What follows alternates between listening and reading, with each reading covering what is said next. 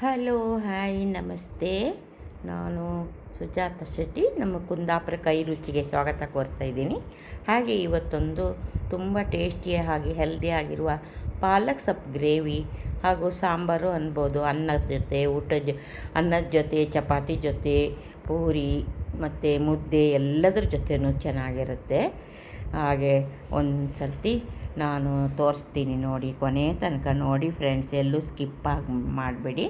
ಒಂದು ದೊಡ್ಡ ಪಾಲಕ್ ಸೊಪ್ಪು ಒಂದು ಕಟ್ಟು ಪಾಲಕ್ ಸೊಪ್ಪು ತೊಗೊಂಡು ಬಂದು ನೀಟಾಗಿ ಬಿಡಿಸಿ ಆರಿಸಿ ತೊಳೆದು ಇಟ್ಕೊಂಡಿದ್ದೀನಿ. ಇವಾಗ ಒಂದು ದೊಡ್ಡ ಪಾತ್ರೆಯಲ್ಲಿ ನೀರಿಟ್ಟಿದ್ದೀನಿ. ಹಾಗೆ ಪಾಲಕ್ ಸೊಪ್ಪನ್ನು ಬೇಯಿಸೋಕೆ ಹಾಕಿದ್ದೀನಿ. ತುಂಬ ಜಾಸ್ತಿ ನೀರಿಟ್ಟಿಲ್ಲ, ಸ್ವಲ್ಪನೇ ನೀರಿಟ್ಟಿದ್ದೀನಿ. ಕುಕ್ಕರಲ್ಲಿ ಇಟ್ಟರೆ ಅದು ತುಂಬ ಜಾಸ್ತಿ ಬೇಯುತ್ತೆ, ವಿಟಮಿನ್ ಎಲ್ಲ ಹೋಗಿಬಿಡುತ್ತೆ.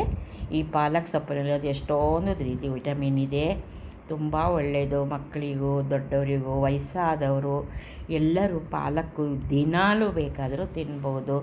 ಹಾಗೆ ಬೇಯ್ತಾ ಇದೆ ನೋಡಿ, ಬೆಂದು ಬಂತು, ಹಸಿ ವಾಸನೆ ಹೋಗಬೇಕು. ಬೆಂದಾಗಿದೆ ಆಲ್ಮೋಸ್ಟ್. ಇದನ್ನೆಲ್ಲ ಒಂದು ಪಾತ್ರೆಗೆ ಎತ್ತಿ ಇಟ್ಕೊಳ್ತೀನಿ. ಹಾಗೆ ಆ ಬೇಯಿಸಿದ ನೀರು ಸ್ವಲ್ಪ ಉಳಿತದೆ, ಆಮೇಲೆ ಅದ್ರ ಜೊತೆ ಆ್ಯಡ್ ಮಾಡ್ಕೊತೀನಿ ಬೇಕಾದಷ್ಟು. ಹಾಗೆ ಸೈಡಲ್ಲಿ ಇಟ್ಕೊಂಡಿದ್ದೀನಿ. ಇವಾಗ ಒಂದು ಒಗ್ಗರಣೆ ಪಾತ್ರೆಗೆ 1-2 ಚಮಚ ಎಣ್ಣೆ ಹಾಕಿ, ಜೀರಿಗೆ ಹಾಗೆ ಶುಂಠಿ ಬೆಳ್ಳುಳ್ಳಿನ ಚೆನ್ನಾಗಿ ಜಜ್ಜಿ ಇಟ್ಕೊಂಡಿದ್ದೀನಿ. ಎರಡು ಹಸಿಮೆಣಸಿನ್ಕಾಯಿ ಚಿಕ್ಕದು ಹಚ್ಚಿ ಇಟ್ಕೊಂಡಿದ್ದೀನಿ. ಒಂದು ಈರುಳ್ಳಿ, ದಪ್ಪ ಈರುಳ್ಳಿ ಹಾಕಿದ್ದೀನಿ. ಚೆನ್ನಾಗಿ ಫ್ರೈ ಮಾಡ್ತಾಯಿದ್ದೀನಿ. ಟೇಸ್ಟಿಗೆ ಒಂಚೂರು ಉಪ್ಪು ಹಾಕಿದ್ದೀನಿ, ಒಂಚೂರು ಸಕ್ಕರೆನೂ ಹಾಕಿದ್ದೀನಿ. ಒಂದು ಅರ್ಧ ಚಮಚ ಸಕ್ಕರೆ, ಒಂದೇ ಸ್ವಲ್ಪ ಉಪ್ಪು ಹಾಕಿದರೆ ಬೇಗ ಫ್ರೈ ಆಗುತ್ತೆ. ಗೋಲ್ಡನ್ ಕಲರ್ ಬಂತು ನೋಡಿ. ಇವಾಗ ನಾನು ಒಂದು ದೊಡ್ಡ ಟೊಮೆಟೊ ಹಚ್ಚಿ ಇಟ್ಕೊಂಡಿದ್ದೀನಿ. ಹಾಗೆ ಅರಿಶಿನ ಪುಡಿ ಹಾಕ್ತಾಯಿದ್ದೀನಿ.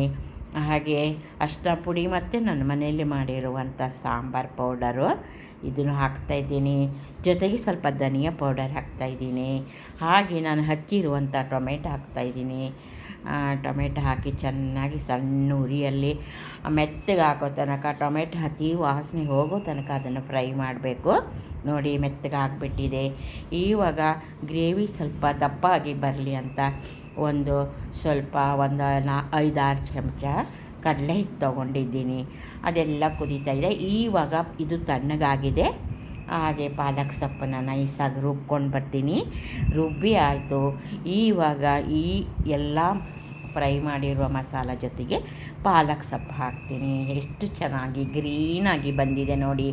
ಆ ಬೇಯಿಸಿದ ನೀರು ನಾನು ವೇಸ್ಟ್ ಮಾಡೋದಿಲ್ಲ. ಹಾಗೆ ಮಿಕ್ಸಿ ಜಾರನ್ನು ತೊಳೆದ್ಬಿಟ್ಟು ನಿಮ್ಮ ಕ್ವಾಂಟಿಟಿಗೆ ಎಷ್ಟು ಬೇಕೋ, ತೆಳ್ಳಗೆ ಬೇಕಂದ್ರೆ ಚೆನ್ನಾಗಿರಲ್ಲ, ಸ್ವಲ್ಪ ಗ್ರೇವಿ ಥರ ಇರಬೇಕು.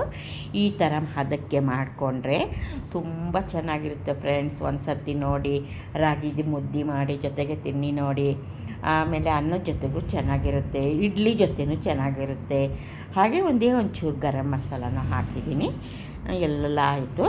ತುಂಬ ಚೆನ್ನಾಗಿ ಕುದೀತಾ ಇದೆ. ಇವಾಗ ಒಂದು ಸ್ವಲ್ಪ ಕ್ರೀಮಿ ಹಾಕ್ಬೋದು. ನಾನು ಕ್ರೀಮ್ ಇಲ್ಲ, ಇದು ಮಿಲ್ಕ್ ಹಾಲಿಂದ ಕೆನೆ ತೆಗೆದು ಅದರಿಂದ ಸ್ವಲ್ಪ ಇದು ಥರ ಮಿಲ್ಕಿ ತಗೊಂಡು ಹಾಕ್ಕೊಂಡಿದ್ದೀನಿ. ತುಂಬ ಚೆನ್ನಾಗಿರುತ್ತೆ ನೋಡಿ.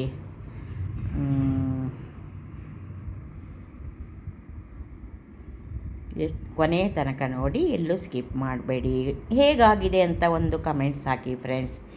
ಇವಾಗ ಹಾಲು ಕೆನೆಯನ್ನು ತೆಗೆದು ಈ ಥರ ಮಾಡ್ಕೊಂಡಿದ್ದೀನಿ. ಹಾಕ್ಬಿಡ್ತೀನಿ. ತುಂಬ ಟೇಸ್ಟಿಯಾಗಿರುತ್ತೆ. ಎಲ್ಲ ಮಸಾಲ ಏನು ಜಾಸ್ತಿ ಏನೂ ಇಲ್ಲ. ಒಂದು ಸ್ವಲ್ಪ ಧನಿಯಾ ಪೌಡರ್, ಚಕ್ಕೆ ಇಲ್ಲ, ಲವಂಗ ಇಲ್ಲ, ಏನೂ ಇಲ್ಲ. ಒಂದೇ ಒಂಚೂರು ಸ್ಮೆಲ್ಲಿಗೆ ಗರಂ ಮಸಾಲ ಬೇಕಂದರೆ ಹಾಕ್ಬೋದು, ಇಲ್ಲ ಅಂದರೆ ಬಿಡ್ಬೋದು ಫ್ರೆಂಡ್ಸ್. ಆಯಿತು, ಹಾಗೇ ಹೋಯ್ತು. ಇನ್ನೊಂದು ಒಳ್ಳೆ ರೆಸಿಪಿ ಒಂದಿಗೆ ಮತ್ತೆ ಬರ್ತೀನಿ.